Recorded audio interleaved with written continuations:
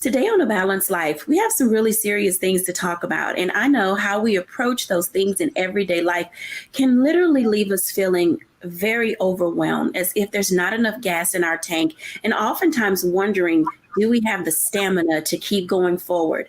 With the headlines of the day talking about, all the political issues, the mass shootings now around the globe, and, looking at what we're doing with our children educationally and how we're explaining to them what's happening in the world, and just even trying to figure out where is our center?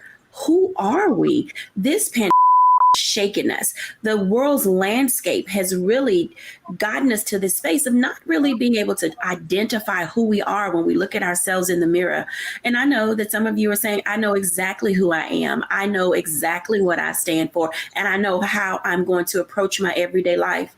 Well, people like me still have days that we struggle, not with just getting up in the morning, but really trying to figure out this landscape in which we're living, and how do I navigate and find my North Star again.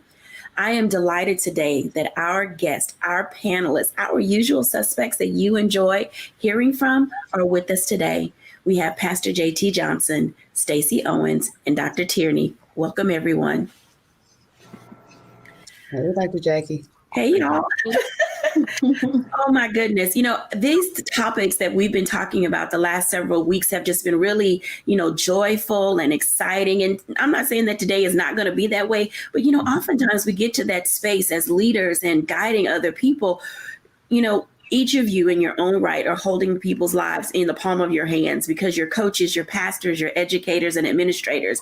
And there are days when sometimes discovering what we look like in order to be able to move other people forward can often be a daunting task.